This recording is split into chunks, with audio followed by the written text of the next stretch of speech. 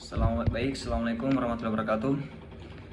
Saya Muhammad Kamil, NIM 201010310152. Di sini saya ingin mengerjakan tugas media pembelajaran, tugas akhir UAS. Langsung saja, di sini ada referensi jurnal. Nah, di sini kan bila ditinjau dari permasalahan pendidikan, khususnya kurikulum negara Indonesia dapat dikategorikan negara yang kurikulum pendidikan masih rendah bila dikomparasi dengan negara yang sudah maju.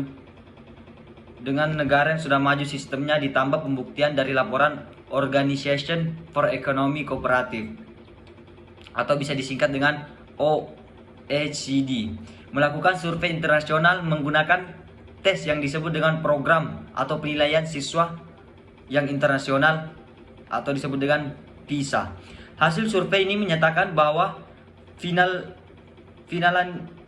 Finlandia berada di 3 besar dengan Cina dan Korea.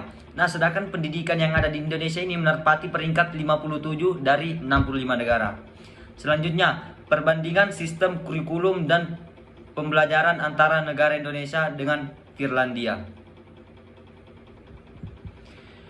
Perbandingan sistem pendidikan yang ada di Indonesia dengan Finlandia. Yang pertama, ditinjau dari aspek pendidikan ujian. Nah, Finlandia di sini masuk ke universitas, sedangkan Indonesia hanya tes sebagai bukti keberhasilan. Yang kedua, sistem kelas. Di sini Finlandia tidak ada siswa yang gagal, sedangkan yang ada di Indonesia itulah siswa gagal mengikuti ulangan. Yang ketiga, pekerjaan rumah. Dan di sini Finlandia memaksimalkan belajar 30 menit di dalam rumah, sedangkan yang ada di Indonesia adalah mendisiplinkan siswa. Suasana kelas yang ada di Finlandia selamat dan menikmati, sedangkan yang ada di Indonesia membosankan. Yang keenam, klarifikasi guru dan siswa. Yang ada di Finlandia itu tidak ada kualifikasi, sedangkan yang ada di Indonesia siswa diklasifikasikan. Yang ke-8, bahasa asing. Yang ada di Finlandia di sini yaitu kelas 3 SD, sedangkan yang ada di Indonesia yaitu sejak SMP diajarkan bahasa asing. Yang terakhir, hari sekolah. Finlandia di sini hari sekolahnya yaitu 190 hari, sedangkan Indonesia itu 220 hari. Selanjutnya kita pindah dengan perbandingan pendidikan dasar. Perbandingan pendidikan dasar aspek Indonesia dengan Finlandia. Yang pertama, usia sekolah. Finlandia mencapai usia sekolahnya 7 tahun, sedangkan yang ada di Indonesia hanya menempuh 6 tahun. Yang kedua, biaya pendidikan. Biaya pendidikan yang ada di Finlandia itu gratis dari sejak pendidikan dasar sampai dengan universitas. Sedangkan yang ada di Indonesia yaitu biaya operasional sekolah atau BOS, dana pendidikan setiap semester atau bisa disebut dengan SPP, buku, ujian, dan biaya pemeliharaan operasional pasti ada. Yang ketiga, guru. Di Finlandia, kompetensi guru berdasarkan nilai, sedangkan yang Indonesia ujian nasional atau CPNS. Yang keempat, gaji guru. Nah, di sini Finlandia gaji guru dihitung dari per tahun bukan per bulan. Di sini gaji Finlandia per tahunnya itu 20 juta per tahun. Sedangkan yang ada di Indonesia 2 juta sampai dengan 5 juta per bulan. Dari aspek subjek detail matematika, yang ada di Finlandia tidak ada klarifikasi berdasarkan kelas, sedangkan yang ada di Indonesia yaitu materi yang diberikan sesuai dengan tingkat kelas. Aspek yang penggunaan metode yang ada di Finlandia yaitu aktivitas siswa dan interaksi guru dan lingkungan belajar, sedangkan yang ada di Indonesia yaitu mengamati, menanya, mencoba, mengasosiasi, dan mengkomunikasikan, mencakup 5M.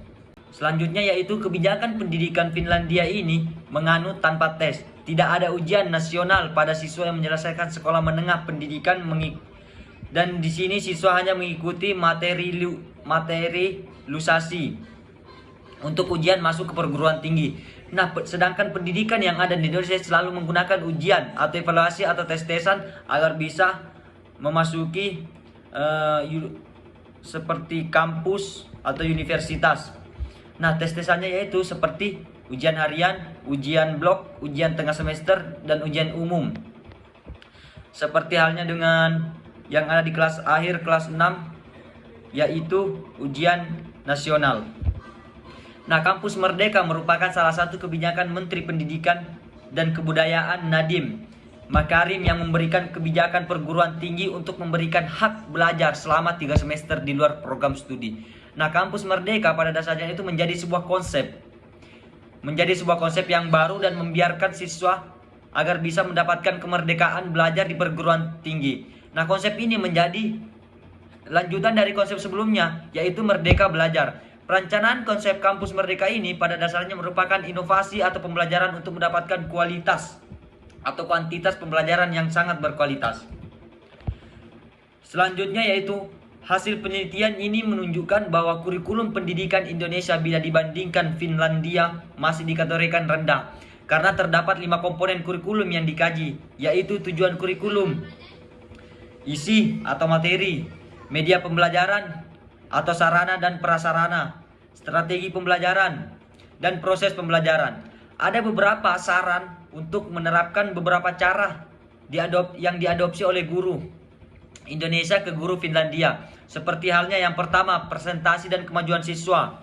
Maksudnya presentasi yaitu bagaimana siswa memahami materi-materi yang telah diberikan oleh oleh gurunya. Yang kedua, kenyamanan siswa dalam proses pembelajaran. Bagaimana siswa itu merasa nyaman dalam pembelajaran yang telah diberikan oleh gurunya.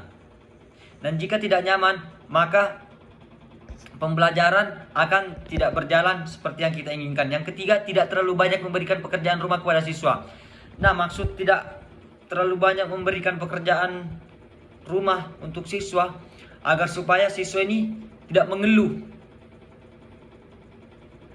atas banyaknya pekerjaan rumah yang kita berikan. Yang keempat yaitu penilaian siswa berdasarkan kemajuan. Kita menilai siswa itu dari kemajuannya. Jika pada seorang siswa ini tidak memiliki kemajuan atau apa, kita akan memberikan arahan bagaimana siswa ini akan maju dan bisa berkembang. Yang kelima, siswa terlibat aktif mengumpulkan informasi dari materi yang dipelajari. Nah, maksud dari siswa yang terlibat mengumpulkan informasi dan materi yang kita pelajari adalah bagaimana siswa ini jika disuruh mengulang materi yang kita ajarkan, siswa ini dia bisa menjelaskan materi yang sudah kita jelaskan atau berikan. Yang keenam, kesiapan siswa dalam kemandirian untuk mencapai tujuan pembelajaran. Ini yang paling penting adalah bagaimana siswa ini harus siap dalam mandiri, dalam mandiri maupun berkelompok untuk mencapai suatu pembelajaran. Dan siswa ini kita ini mempunyai kesepakatan kepada siswa di dalam kelas bagaimana kita harus siap untuk mencapai tujuan pembelajaran yang telah kita tentukan.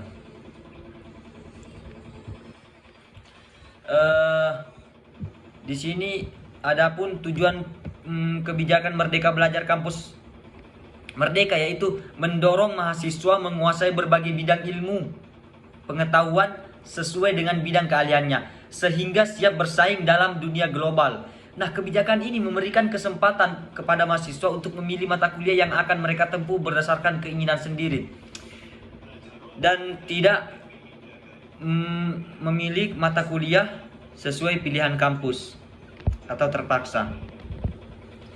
Mungkin cukup sekian penjelasan yang bisa sempat saya sampaikan.